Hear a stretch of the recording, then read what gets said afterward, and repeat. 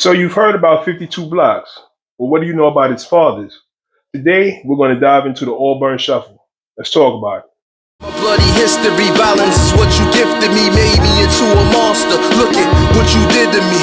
Murdered my sister while she was sleeping in the bed. Enslaved my little brother cause a hoodie on his head.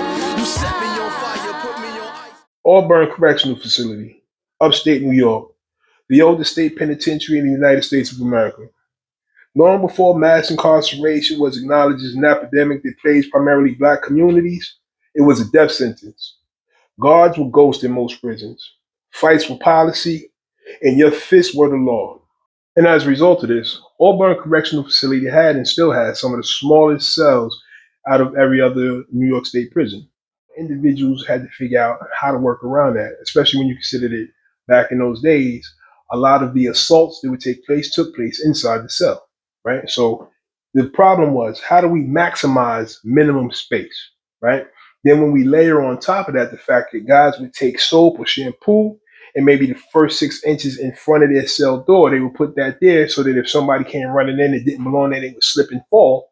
This adds another dimension to the problem. So how do we address that? What they came up with was, first, as far as the footwork, right? Those little baby steps that you see that make up the shuffle, that gives the shuffle its name, that was to make sure you don't slip if the guy has something on the floor. If we think about out here, when you walk on ice, we don't take regular steps, right? Because we don't want to fall. In an effort to maintain our balance, we take small baby steps, right? Because it's easier for us to regain our balance if we slip. This was the same logic behind the Auburn Shuffle. In addition to that, while you're advancing, you don't know what the other guy has, but you always assume that he has a weapon.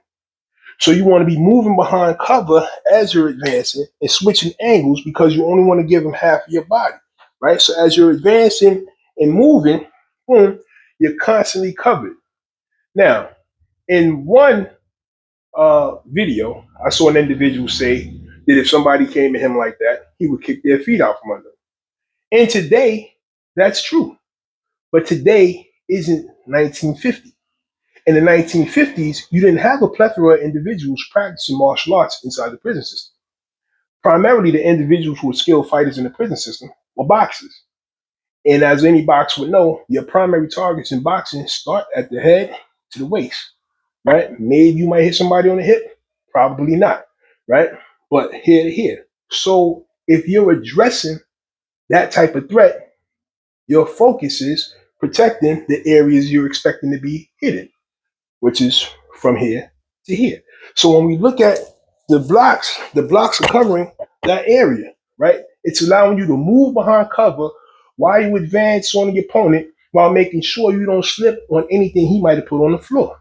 And then once you were within range of the opponent or you intercepted that first shot, you would fall into your boxing stance and go for what you know, and that's space. Remember that Stato predated the Auburn Shuffle.